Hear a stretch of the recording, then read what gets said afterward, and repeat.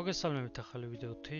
ამ ვიდეოში შემოგთავაზებთ long range-ს, სადაც ტესტავთ 6S მოლისელების P42 ბატარეებს და ასევე ტესტავთ Gepars-ის მომოდაურ ანტენებს 15 სმ-იან ვერსიებს და თან არასდროს წავსულ ვარ 2 კილომეტრზე მეტზე ამ დრონით, რაც მაქვს და მინდოდა თან გამეტესტა როგორ მუშაობს ანტენები და თვითონ დრონი.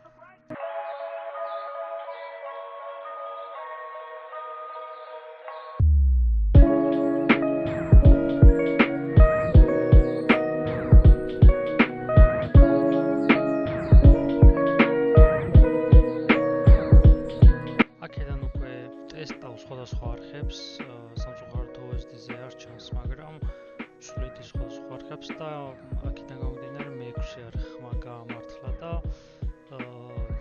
კარგი კავშირი მოგცა 25 მეგაბიტი მქონდა ეს მარშრუტი სპეციალურად რუკაზე ვნახე. შევარჩიე ესეთი ადგილი, სადაც მოსახლეობა მინიმალურამდე იქნებოდა და რამე ცუდის მოხდენის ვარიანტში არავინ დაზარალდებოდა.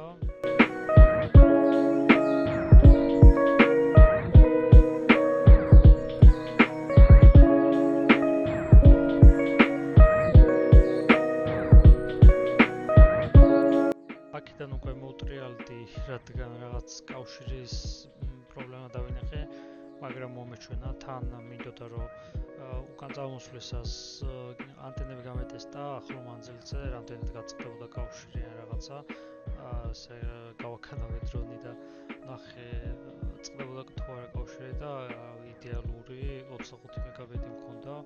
გავაგრძელე უკვე გზა და შემოჩნე რომ არასწორი მიმართულებით მიდიოდი, დრონი ნელ-ნელა გავასწორე და გავუყე უკვე გზას.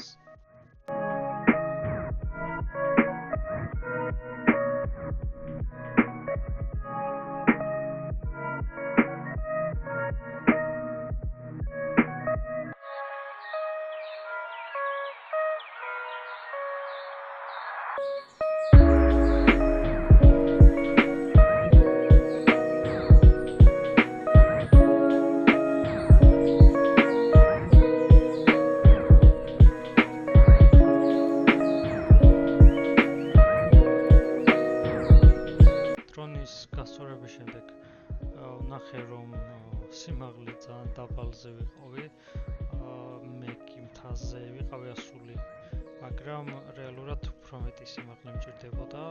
სიმაღლეზე ასulis შემდეგ შევამჩნე რომ არასწორი მიმართულებით გადავიხარე და შევეცადე მაქსიმალურად ისევ გამესწორებინა დრონი.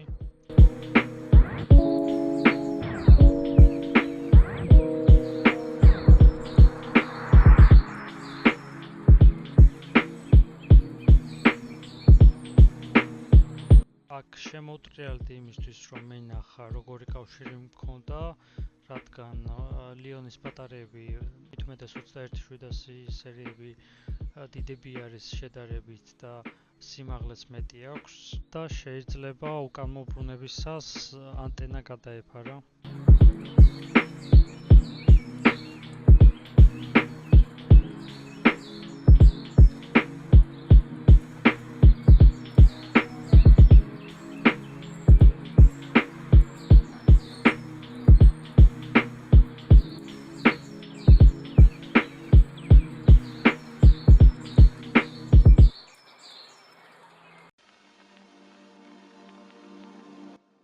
რუკაზე როგორც ვნახე, დაახლოებით ვიდეოში კვამლი რო ჩანს, მანამდე უნდა მივსულიყავი და მე უკან მოbrunებულიყავი, მაგრამ მოხდა ესეთი რაღაც, რომ რატომღაც სათვალეზე შევამჩნია, რომ მეორე არხზე უკეთესი გამწვანებული იყო, ანუ მესამე სიგნალი სამხრეთზე იყო და რატომღაც გადავხვდე რა და მან დაუშვი ყველაზე დიდი შეცდომა მე-6-დან მეორე არხზე გადართვის შემდეგ. მოკლედ ჩამოგვივარდა მეგაბიტები 1-ზე, როცა 14 მქონდა იდეალური 14. რა ძალა მათგან. მე აქ პანიკაში ჩავარდი, არ მინდოდა დრონის დაკარგვა. მანამდე სანამ long range-ზე წავიდოდი, LiPo ბატარეებით ვიფრინე, დაახლოებით 500 მეტრიდან სამჯერ მოვუბრუნე და სამჯერ იდეალურად დაჭრდა დრონი ადგილზე და ამის შემდეგ წავედი უკვე long range-ზე და რო რამე და ჩამოვარდნა და სრული გაწყვეტა მოხდარიყო დრონზე, GPS დავაწვევოდი და ჩვეულებრივ მომივიდოდა ადგილზე, ეგეც პრობლემა არ იყო. იდეალურად მაქვს GPS-ის სეტინგები გათვლილი და კარგად მუშაობს. თან 40 სატელიტი მაქვს და რავი, წესდერგით არ უნდა გაჭირვებოდა.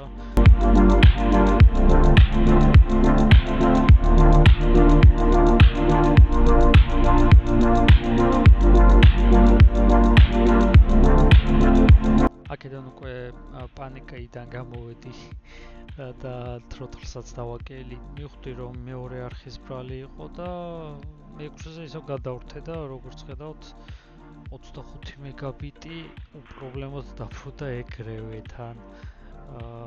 მაგრამ მე უკვე აღარ გავფუნდი, იმიტომ რომ ბატარეაზე დაახლოებით 3700 და 4000-მდე მაქვს, მაგრამ მაინც არ გავრისკე რა.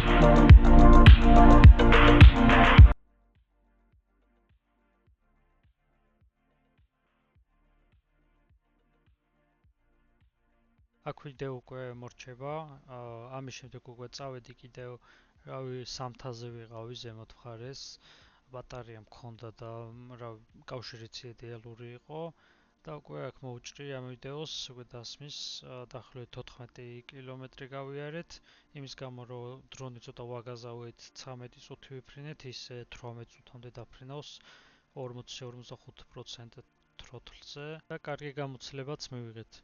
ხო, ვყიდით ამ დრონს, ყველა ვიდეო რომელიც MK5-ზე არის, ამ დრონის არის. დაინტერესების შემთხვევაში Facebook-ის ლინკს დავტოვებ და მომწერეთ, კარგფაში გაგატანთ, ბევრად იაფად, რაც დამიჯდა. მინდოდა ეს გამოცდილება გამეზიარებინა თქვენთვისაც და იმედია გამოგადგებათ. ეს იყო სულ ეს ვიდეო, იმედია მოგეწონათ. არხის გამოწერა და ვიდეოს დალაიქება არ დაგავიწყდეთ, შევხვდებით შემდეგ ვიდეოში დროებით.